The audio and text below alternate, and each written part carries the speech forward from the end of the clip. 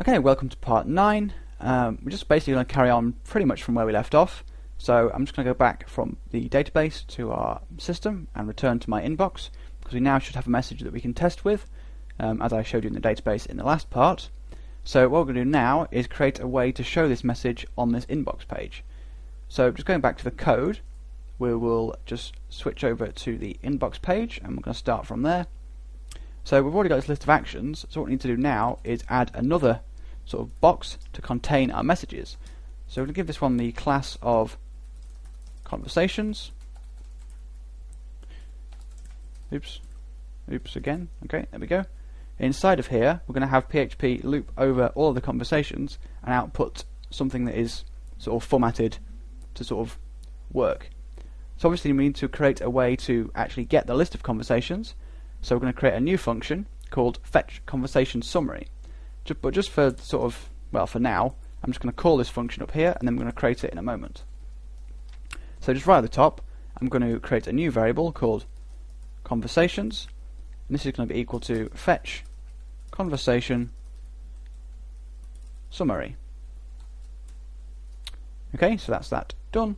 And then right down here, we're going to use PHP again to loop over, using a for each loop, each conversation as conversation. And then inside of here, we're going to have some HTML. Like that. Except obviously not the HTML tag. That'd be weird. Right. So what we need to do first is create this fetch conversations summary function.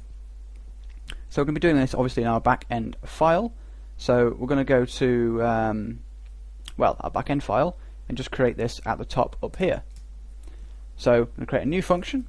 It's called fetch conversations, I think, no conversation summary. Doesn't take any parameters. We're not adding paging to this, by the way, or how you meant to say it. That's just something you can do yourself for the sake of keeping it below 20 parts. I just thought this sort of was fine. So what we need to do is create some SQL to fetch all of the message information from the table. So this is going to be quite a complicated query because it has to join together three tables, sort of using a middle table, if you like, being the user ID and the conversation ID. But anyway, let's not get bogged down in that. So what we're going to do is, we're going to create an SQL variable to contain this SQL because it's a pretty big one. So we're going to be using the select type of query, and the things we want to select are the conversation ID, so we can use it in links for deleting the conversation. So we're going to need the conversation ID from the conversations table, so conversations.conversation ID. Okay. Then we also want the subject from the same table, so conversation subject. And then we want a few other things. One of the things we want is the last reply. So this is going to be the date that the last person has posted in this conversation. And the way we can do that is by using the MySQL max function, which will return the maximum value for a given sort of column, if you like. So we're going to use the max function on the message date column, and this column is in the conversations messages table. Message date. Okay. I'm going to give this a sort of alias because using this whole string is not very user friendly. So I'm going to use this as the conversation last reply with one Y. Okay, so that's that done. So oops, don't need that there. So I'm going to be selecting these things from the conversations table, and we need to join on the messages table so that we can actually get the messages, so we can get the maximum date. So we're going to use a left join, or an inner join would also work here, but left join will still return rows if there's no messages, which isn't really possible with the way we've got it set up, but we're using left anyway, because theoretically it's possible, to have a conversation with no messages. So left join, we want to join on the conversations messages table. So what this means is that we're selecting data from the conversations table and we're linking data from the messages table. And the left here implies to this is the left column and this is the right column. Sorry, left and right table, that should have been. Data will still be returned if this has no rows that match up to the ID. So the next thing we need to do is specify what links these two columns together, and that is the conversation ID. So in the left table, which is the first parameter of the on keyword, we specify the left table, so conversation ID, and this has to be equal to, or in this case it is equal to, the conversations messages with the right number of S's. Is that right? Yeah. Oops, that's not anymore. Conversations messages conversation ID. Okay, there we go. So now we've got that, we should be able to sort of select our list of messages. However, we obviously don't want the full list for everybody, so we need to use the conversations members table now to make sure that our session, the ID stored in the session, is a member of these conversations. In other words, we're only selecting data, only selecting the list of conversations where the user is a member. So we're just going to add the where part first. So we're going to add where conversations members equals the session user ID. Okay. And then obviously we need to join on the members table, which we're going to do using an inner join, because we want there to be data in both tables. That's what inner join means. So inner joining the conversations members table on the conversation ID, so just as above really. That's obviously wrong. That looks a bit less wrong. But obviously instead of members we're going to have messages. So actually I'm just going to copy and paste this little bit here and change messages to members with the right amount of ease. I think that's right. Okay. So the next thing we need to do is make sure that we only select data that, or only select conversations that haven't been marked as deleted. So another condition we need to check is and the user hasn't deleted the message. So and conversation members conversation deleted is equal to 0. I think that's right. No, that's backwards. Okay, there we go. And one other thing we need to do is we need to group the data by the conversation ID. So this is because we're using a max keyword here, which acts on a group of rows, and we're also trying to select distinct rows. And MySQL doesn't know what you want to group by automatically. In fact, in this case, they're basically the same. So if you grouped by the subject, that'd be the same as grouping by the ID because it's a unique row. So what we need to do is just add a group by clause to tell MySQL to only count messages, or the max messages, that have the same ID. Hopefully that's not too confusing, but if you play around with it you should see what's going on. So we're going to add a group by clause, and we're going to tell it to group by the conversation ID. Right, that's that done. And one final thing we need to do is we're going to order these by the date of the last reply. So the date of the last reply is given by this thing here, and we've also stored it, well, as this sort of alias. So we can actually order by this here. So we can just do, I think we can, let's try it. So let's just add an order by clause.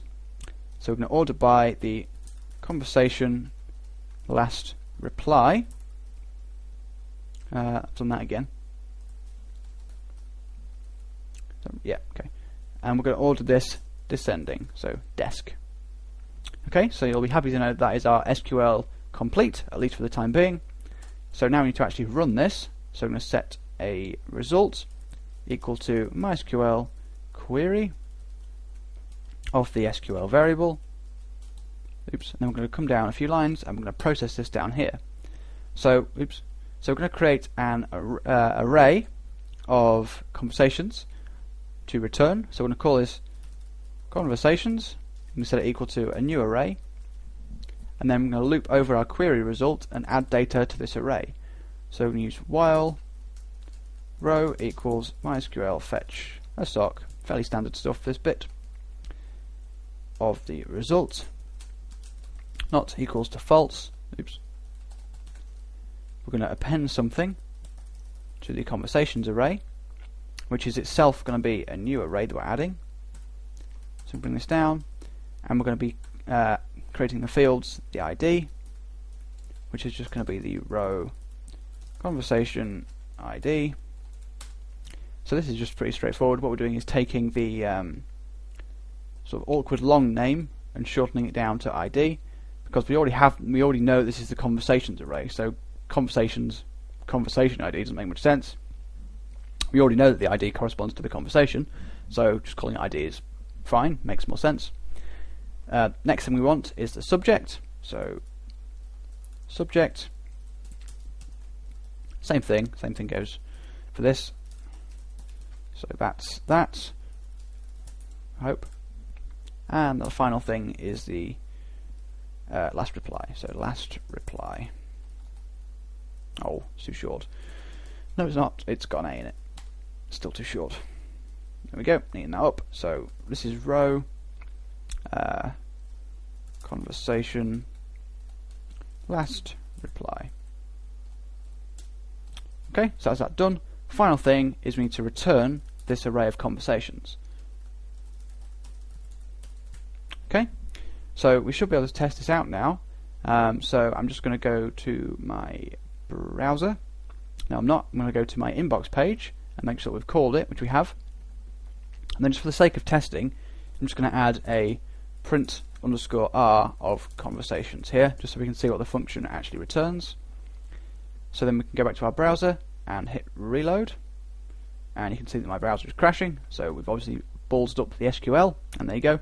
So when you get this error, it means that you've usually made a syntax or typo in your SQL query, because what happens is it causes the MySQL query function. So this returns false. So when you pass in false to this, it doesn't make any sense.